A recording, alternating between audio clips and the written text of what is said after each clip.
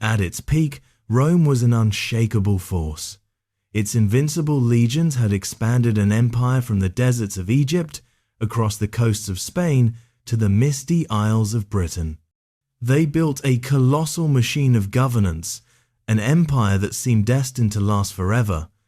And yet, that mighty empire is now only ruins. What truly happened? Did Rome fall to a superior enemy, or was it consumed by a rot from within? The answer is not a single event. It was a centuries-long process of decline, a story of ambition, decay, and fatal miscalculations. To understand it, we must return to where it all began, in the heart of the Roman Republic. Before it was an empire, Rome was a republic. It was built from the ashes of a flawed monarchy, founded on the promise that power would never again be concentrated in the hands of a single man. However, after centuries of conquest, the Republic exposed its own weaknesses.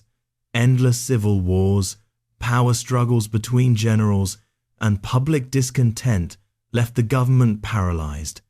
The Roman people, exhausted by the chaos, began to crave an iron fist. They needed a leader strong enough to bring stability. And then one man appeared. His name was Julius Caesar. Caesar was not just a brilliant general, he was a masterful politician. He conquered Gaul, modern-day France, bringing Rome vast new lands and endless wealth. These stunning victories made him a hero to the people. When he returned to Rome, he used this popular support and the loyalty of his army to seize power. In the middle of the 1st century BC, the Senate was forced to appoint him dictator for life. Caesar was an effective ruler with many progressive reforms. But to the Roman aristocracy, who had always feared the return of a king, Caesar's ambition was a threat. They saw clearly that he had no intention of giving up his absolute power. And so, a conspiracy was formed. At the very center of power, Julius Caesar was assassinated by a group of senators. They believed his death would save the Republic. They were wrong. That act did not bring stability. It ignited one of the greatest political crises in Roman history. Caesar's death left a massive power vacuum. Factions immediately plunged into a bloody civil war to claim control. From that chaos, one young figure emerged from Caesar's shadow. This was Octavian, his grandnephew and adopted son. Octavian inherited not just Caesar's wealth, but the legacy of his great name. He gathered Caesar's loyalists and, step by step, defeated his rivals. His final victory came with the conquest of Egypt, ending the reign of Queen Cleopatra. At this point, Octavian was even more powerful than Caesar had ever been. The Senate had no choice. They were forced to recognize his power, granting him the title Augustus, the Revered One, and giving him permanent, total control. The very men who had feared a dictator had just created the first emperor. The Republic was dead. A new era had begun, the Age of Emperors. With the rise of Augustus, Rome entered the Pax Romana, the Roman peace. This was the golden age of the empire, lasting 2 centuries. The civil wars ended, trade flourished, and Roman law brought order and security to a vast territory. The empire was divided into provinces, each managed by a governor. As long as the provinces paid their taxes and caused no trouble, they were granted a degree of autonomy. Magnificent works were built, arenas, aqueducts, and thousands of miles of stone-paved roads that connected the empire as one. It seemed nothing could stop Rome's ascent. But hidden beneath this powerful facade, the seeds of instability were quietly growing. One of the greatest challenges came from religion. Rome's official religion was polytheism, a pantheon of gods like Jupiter, Mars, and Venus. This faith was tied to the state and Roman culture, and then, in the remote eastern province of Judea, a new faith appeared: Christianity. This monotheistic religion, born from the teachings of Jesus, who was later crucified by Roman authorities, spread rapidly. The Roman government immediately saw this new faith as a threat. Christians refused to worship the Roman gods and the emperor, an act considered treason. For the first few centuries, they faced suspicion and brutal persecution. While stories of Christians being fed to lions may have been exaggerated, their suffering was undeniable. However, the faith of the Christians only grew stronger through every trial. But Rome's stability as an empire depended heavily on the character of the person on the throne. In 177 AD, Rome's luck seemed to run out. A new emperor ascended the throne, and his reign would mark the end of the Pax Romana. That new emperor was Commodus, son of the philosopher-emperor Marcus Aurelius. He was supposed to inherit a strong empire, but unlike his virtuous father, Commodus was a selfish tyrant. At age 15, absolute power quickly corrupted his young mind. Instead of ruling, Commodus indulged in brutal pleasures. He was obsessed with gladiatorial games. He wasn't just an avid spectator, he personally stepped into the Colosseum to fight. Of course, no opponent dared to fight back, and every appearance ended in a staged victory. This act shattered the dignity of the imperial office. Commodus saw himself as the reincarnation of the hero Hercules. His reign was filled with chaos and corruption. This terrible rule lasted 15 years.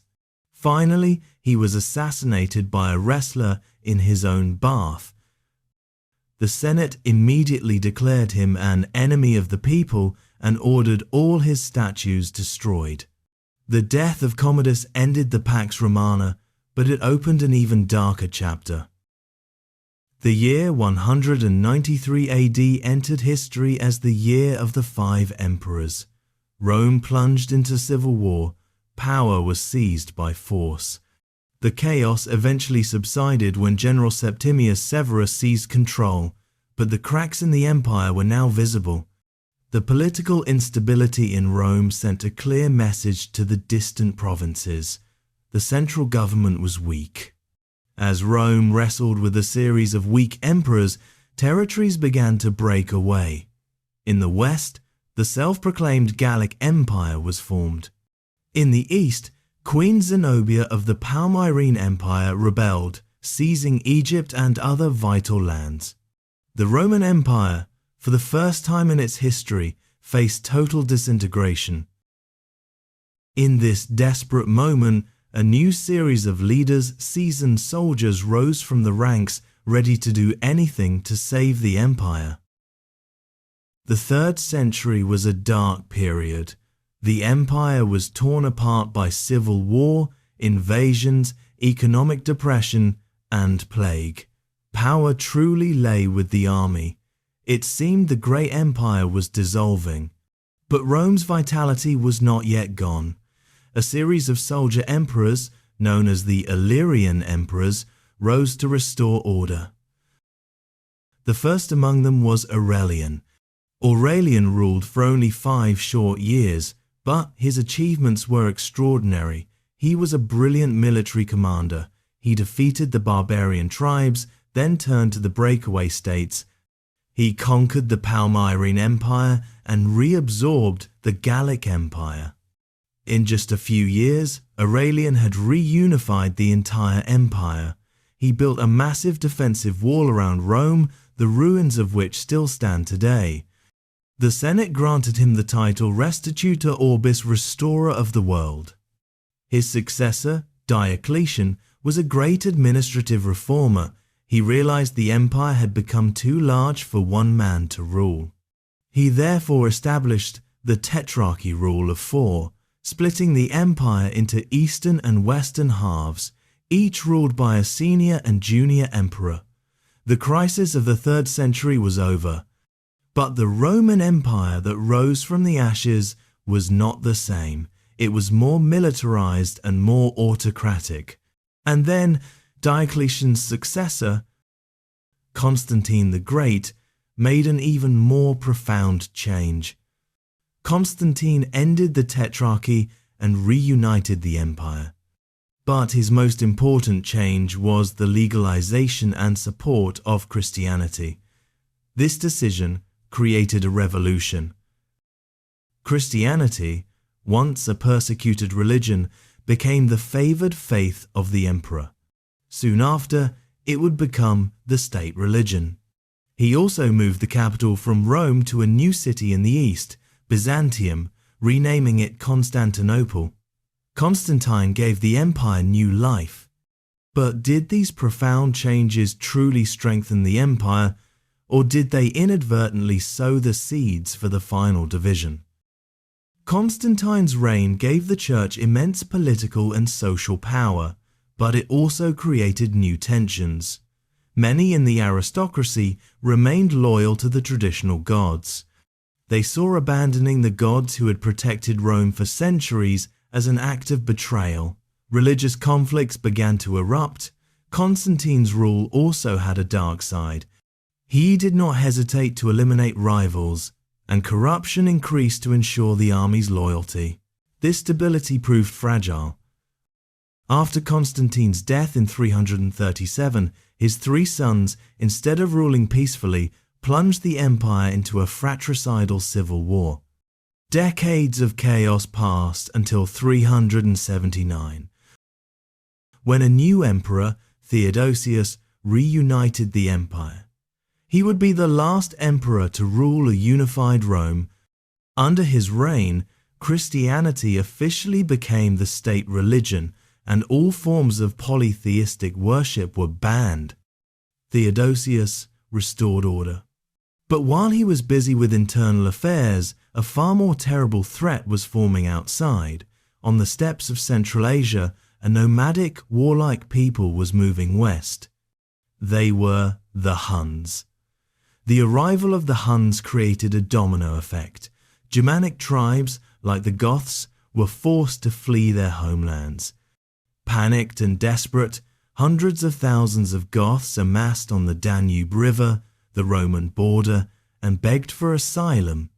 Rome suddenly faced a massive humanitarian and security crisis. The decision they made next would have enormous consequences. Faced with the Goth refugees, Rome had an opportunity. They could have resettled them, turning them into farmers and soldiers to supplement the empire's dwindling manpower. Unfortunately, the Roman administration was corrupt and short-sighted. Local officials saw the Goths as a chance to get rich. They brutally exploited them, selling them food at predatory prices and treating them inhumanely. Hospitality turned into oppression. Pushed to the brink, the Goths had no choice. The refugee crisis exploded into an armed rebellion. The Goth warriors, who had sought only safety, now took up arms against the very people they hoped would protect them. Theodosius, low on funds, raised taxes, further increasing discontent. Eventually, he was forced to sign a peace treaty. The Goths were allowed to settle inside Roman territory as an autonomous people on the condition that they serve in the military. This was a dangerous precedent.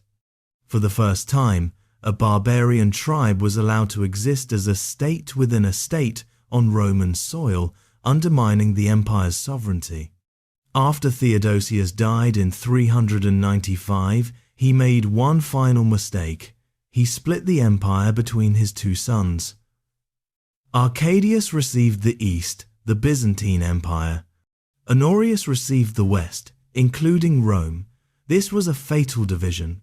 This time, there was no going back. The East, with its strong economy, would survive for another 1,000 years. But the West, with its weak borders and unstable government, was now left to face the storm alone. The split crippled the West. Without tax revenue from the East, it struggled to maintain its army. Real power fell to generals, many of whom were of barbarian origin. Meanwhile, the pressure mounted Other Germanic tribes like the Vandals and Franks poured across the borders. But the greatest threat remained the Huns, led by Attila, the Scourge of God. For the next 80 years, the West faced relentless attacks. The Roman army, now mostly Germanic mercenaries, was a shadow of its former self. They lacked loyalty and discipline. The empire's territory shrank. Britain was abandoned. Gaul and Spain fell to Germanic tribes. Africa, the empire's breadbasket, was conquered by the Vandals. Rome was no longer an empire, but a dying city. There were temporary successes, like when General Aetius led a coalition to defeat Attila in 451, but the decline was irreversible. The emperors were mere puppets. By 476, the empire was only a name. A Germanic general in the Roman army, Odoacer, decided to end the farce. He led a mutiny and deposed the last Western Roman emperor. Ironically, this last emperor was a 16-year-old boy with a heroic name, Romulus Augustulus. His name combined the founder of Rome, Romulus, and the first emperor, Augustus, but his reign marked the end of it all. Odoacer declared himself king of Italy. He did not take the title of emperor. Instead, he sent the imperial regalia, the crown, and robes to Constantinople with the message that the West no longer needed its own emperor. The event in 476 was relatively quiet. For many people, life didn't change overnight. The Roman government had become so weak, its existence was almost meaningless. The fall of the West was not a single event, but the climax of a centuries-long decline. What happened next? The former Western territories were now controlled by Germanic kingdoms. Europe entered the early Middle Ages. But while the Roman state was gone, another of its great institutions survived and grew stronger: the Roman Catholic Church. As secular power dissolved, the spiritual power of the popes in Rome grew. The Church became the heir to Rome's legacy.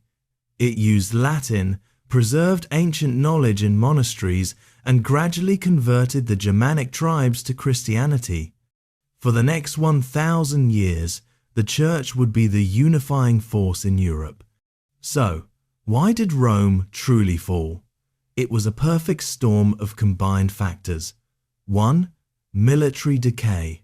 The army decayed. Relying on Germanic mercenaries who had no loyalty to Rome, but rather to their generals, eroded the army's strength and discipline. 2. Political instability. Being emperor was a deadly job. In the 3rd century crisis, over 20 men held the title in 75 years, most of them assassinated. The Praetorian Guard often intervened, killing emperors they disliked. A corrupt government cannot rule a vast empire. 3. Economic ruin. Maintaining a huge army and bureaucracy bankrupted the treasury. Emperors raised crushing taxes, impoverishing the people. Runaway inflation destroyed the currency. 4. Overexpansion. The empire was simply too big. Managing a territory from Britain to Egypt was impossible with ancient communication technology, making it impossible to defend all borders. 5. The fatal misstep. The failure to handle the Goth migration. Instead of peacefully integrating them, the Romans exploited them, turning potential allies into internal enemies who bled the empire dry from within. All these factors combined to bring down the Western Roman Empire. Its collapse was not a sudden tragedy, but a timeless warning about the fragility of even the mightiest empires, a lesson that no power is eternal. Thank you for joining us for this video. If you found it useful, don't forget to leave a comment and check out the other videos on the channel to support the team. Hello, and see you in the next video.